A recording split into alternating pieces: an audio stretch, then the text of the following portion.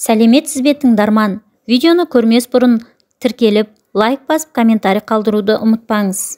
Күйеуі жоқтарды көп кемсітетін еді. Алматылық әйел неге астамшылық жасауға болмайтынын айтты.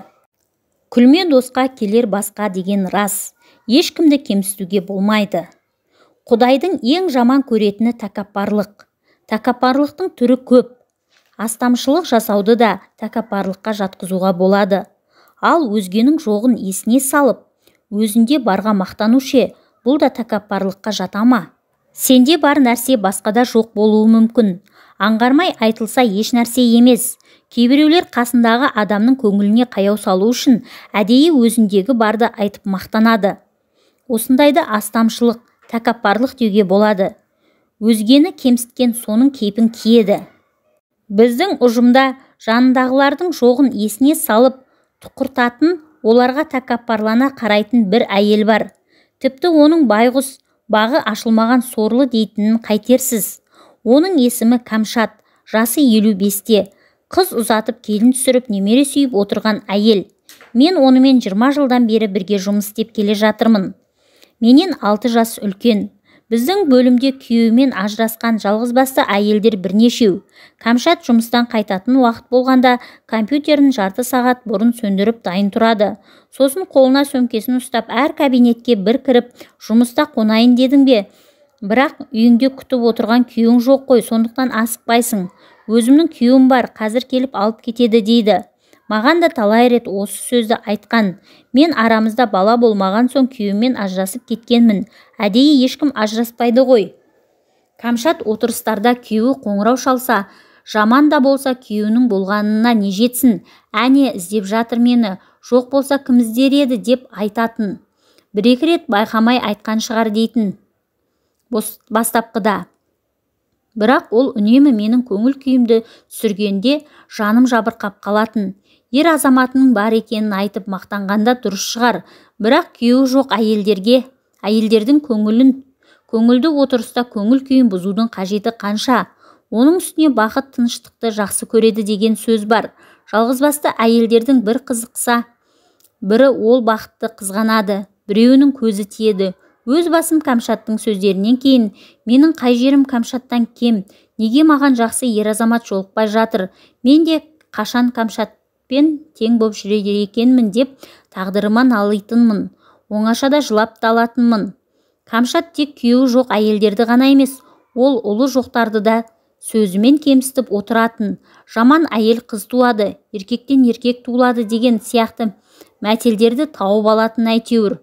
Сосын өңкей қыз туғаны үшін тастап кеткен ғой, бір жесір келіншек ұл туып берген екен. Әйелін 3 қызымен тастап ажырасып кетті деп айырылысып кеткен әншілердің өміріне өз көзқарасын білдіріп, талқылап отыратын. Ойланбай айтқан шығар дейді бір құрбым. Жоқ, ол ұлы жоқтардың ортасында тек осындай әңгімелерді, ал күйеуі жоқтардың қасында өзінің отағасы туралы ғана айтады. Ол екі тақырыпты ешқашан шатастырып алмайды. Жоғы барларды кемсітіп, өзінен төмен санағаннан ол ләззаттанады. Камшаттың бір ұл бір қызы бар. Оның мен ақылдымын ғой, бәрі есеп менде, ұл да бар, қыз да бар дегенін де талай естігенбіз. Барды айтып мақтанба демеймін, тек Құдайға шүкір, тәубе деген сөздерді де қоса айтқан дұрыс. Бұрын ата-бабамыздан неше балаңыз бар деп сұраса, Құдайдың бергені бар ғой деп қысқа қайырып санын нақты айтпайды екен.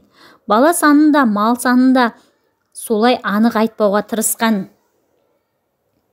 Сөз әлде көз тие ме екен, я болмаса жанын жабырқатқан әйелдердің бірі жалғыздықтың не екенін сен де түсін, басыңа келсін деп налды ма? 4 құбыласы түгел Камшат әріптесіміз соңғы 2 жылда барынан айырылып қалды. Күйеуі жүрекке жасалған операцияны көтере алмады, қайтыс болды. Кейін оның ұлы ауырып жатыр деп естіген едік. Ол әкесінің асы өтісімен көп ұзамай соңынан аттанды. Естуімше достарының бір отырысынан келгенде асқазаным ауырып жатыр деп бүк түсіп жатып қалыпты. Ертеңіне оянбаған. Астан уланды ма екен, әлде жер бетіндегі өлшеп берілген дәм-тұзы таусылды ма екен, кім білсін. Обалай, ұлы жас еді, артында келіншегі мен 6 жасар баласы қалды. Жақында Кәмшат апайдың ұлының асы берілді. Келінін көрмедік. Білетіндер ол күйеуі қайтыс болған соң 1 аптадан кейін-ақ кетіп қалған деседі. Жамандық пен ажал айтып келмейді. Ешкім алдында не күтіп тұрғанын білмейді. Сондықтан өзгені өзінен қор санап, көңіліне кірбің салмас бұрын соның тағдыр көйлегін киіп қалудан қорқу керек. Мен табалап жатқан жоқпын. Десек те, мен бұны Кәмшаттың ері мен ұлы жоқтардың жанын үнемі ауыртып айтатын астамшылық сөздерінің жазасы ма деп ойлаймын. Сұлушаш бала да дүниеге де адамға сынақ үшін берілетін айтып әңгімесін аяқтады. Ол бала мен дүние көбейгенде солар арқылы берілетін сынақтардан да саны көбейтетінін айтты.